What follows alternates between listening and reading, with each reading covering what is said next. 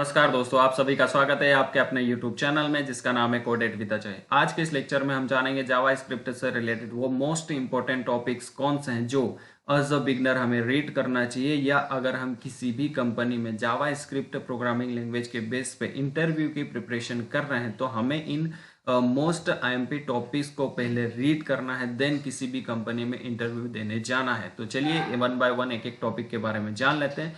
वो most important topics जो आपको जावा स्क्रिप्ट में बहुत ही मदद करने वाले हैं या बहुत ही आपके काम में आने वाले हैं। तो चलिए वन बाय वन एक एक टॉपिक को यहाँ पर रीड करते हैं।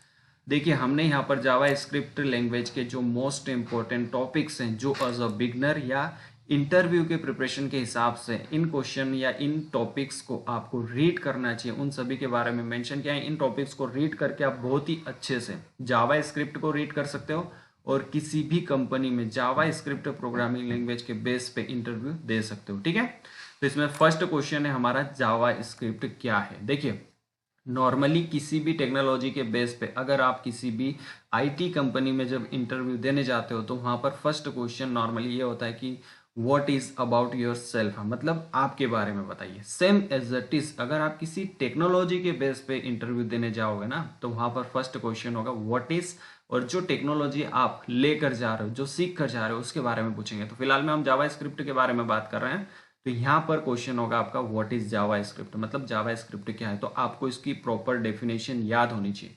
ये नहीं होना चाहिए कि आपको उस, जैसे मान लीजिए ना, हम टेक्नोलॉजी की जो डेफिनेशन होती है वो टुकड़ों में याद करते हैं कि दिस और ये होती है। नहीं, आपको एक proper definition as a beginner याद होनी चाहिए।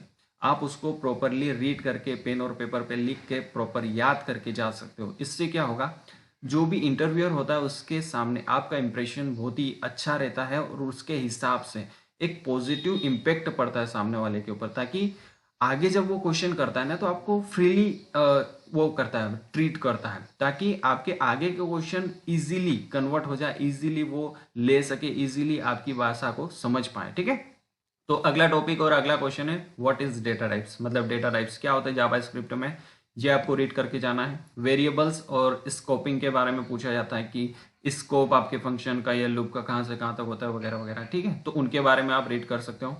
अरेज क्या होते हैं, इनके बारे में normally her technology IT companies में पूछा ही जाता है, तो आपको ये बहुत ही अच्छे से प्रिपेयर करना है। एज अ बिगनर भी अगर आपको जैसे किसी भी टेक्नोलॉजी का नॉलेज लेना है तो आपको लिस्ट, डिक्शनरी, अरे, इन सभी के बारे में, डेटा टाइप्स के बारे में, इनके बारे में नॉर्मली रीड करना ही चाहिए। ठीक है, स्ट्रिंग क्या होते हैं, इसको मैनिपुलेशन कैसे किया जा सकता है, ये चीजें आपको रीड करनी चाहिए और बहुत ही बढ़िया से नॉर्मली इसके बारे में पूछा ही जाता है। उसके बाद ऑब्जेक्ट ओरिएंटेड प्रोग्रामिंग, देखिए मोस्ट इम्पोर्टेंट अगर कॉन्सेप्ट कहा जाए हर टेक्नोलॉजी में, या जैसे बोले थे ना कि प्रोग्रामिंग लैंग्वेजेस में जो मोस्ट इम्पोर्टेंट अभी तक का जो कॉन्सेप्ट है वो है उप्स कॉन्सेप्ट। इस कॉन्सेप्ट के बारे में नॉर्मली हर प्रोग्रामिंग लैंग्वेज में पूछा ही जाता है और आपको ये रीड करना चाहिए। ठीक है, उसके बाद आता है कंट्रोल फ्लो। कंट्रोल फ्लो के बारे में आपको रीड करना चाहिए, ये बहुत ही अच्छे से काम करता है। इसके बारे में आप थोड़ा बहुत फंक्शन में कैसे वर्क करता है ये चीज़ें आपको पढ़ना चाहिए। उसके बाद एरर्स कितने टाइप की होती हैं और आपके प्रोग्राम में जैसे एरर्स अगर आती है तो आप उसको किस टाइप से हैंडल कर सकते हो, ये बेसिक चीज़ें अगर आप जावा स्क्रिप्ट में रीड करके जाओगे तो बहुत ही अच्छा होगा। देखिए, ये एक एडवांस लेवल का कॉन्सेप्ट है। एज अ बिगनर आपको नॉलेज नहीं भी है तो भी ठीक है, लेकिन थोड़ा बहुत अगर आप रीड कर लेते हो तो इंटरव्यू के हिसाब से बेस्ट चीज़ मानी जाती है। कि जैसे अगर कोई बिगनर है और उसको एरर्स के बारे में पता है कि कितने टाइप की एरर्स होती है या किस टाइप से उसको हैंडल किया जा सकता है, तो वो नॉर्मली बेसिक सी चीज़ें आप थोड़ा बहुत रीड कर सकते हो। ठीक है, उसके बाद टाइप कास्टिंग क्या होती है, कैसे आप जावा स्क्रिप्ट में डेटा की या टाइप कास्टिंग आप कर सकते हो, नॉर्मली आपको वो रीड करके जाना चाहिए। क्लासेस क्या होती है जावा स्क्रिप्ट में, वो आपको रीड करके जाना चाहिए। ECMA स्क्रिप्ट क्या होती है, कैसे वर्क करती है, ये आपको रीड करना चाहिए। होस्टिंग इन जावा स्क्रिप्ट ये कैसे काम करती है, क्या होती है, बेसिक डेफिनेशन और थोड़ा बहुत आपको कोड में इंप्लीमेंट करते हुए आना चाहिए। एरर्स के बारे में हम ऊपर ही डिस्कस कर चुके हैं तो इसके बारे में आप डिस्कस नहीं करते हैं। उसके बाद आपको स्ट्रिक्ट मोड क्या होते हैं जावा स्क्रिप्ट में, ये कैसे काम करते हैं, ये आपको बेसिक चीज़ें या बेसिक नॉलेज होना चाहिए। ठीक है, उसके बाद अगला टॉपिक है एरो फंक्शन। देखिए, एरो फंक्शन नॉर्मली हम जिस जावा स्क्रिप्ट में एज अ बिगनर जब एंट्री करते हैं तो एरो फंक्शन वगैरह का यूज़ नहीं करते हैं।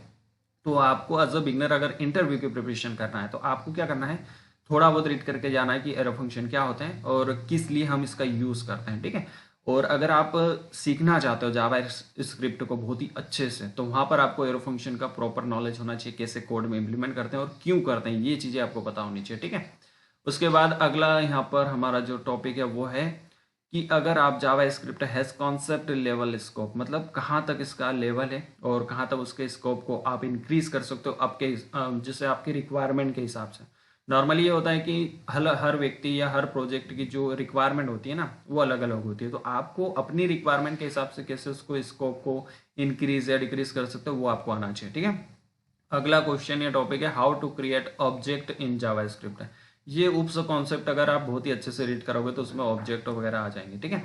प्रोमिसेस क्या होते हैं जावा स्क्रिप्ट में, ये आपको रीड करना चाहिए। कॉलबैक्स क्या होते हैं ये आपको रीड करना चाहिए। एक्सटर्नल जावा स्क्रिप्ट क्या होती है, कैसे काम करती है, ये चीज़ें आपको पता होनी चाहिए। एज अ बिगनर भी हो तब भी आपको ये चीज़ें रीड करनी चाहिए, इनका नॉलेज होना चाहिए। ठीक है।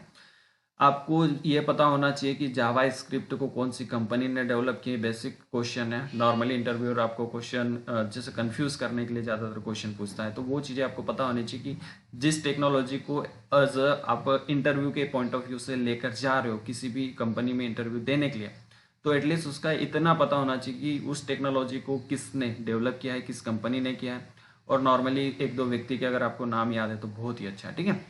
अगर आप जावा स्क्रिप्ट में कंस्ट्रक्टर के बारे में रीड कर लेते हो तो बहुत ही अच्छा है। उसके बाद आप एन इसके जो भी नियम है इसके बारे में आपको रीड करना चाहिए। बहुत ही अच्छा कॉन्सेप्ट है, आईएमपी कॉन्सेप्ट माना जाता है कि इसको किसने डेवलप किया या इसका जो नियम है वो क्या है। ठीक है।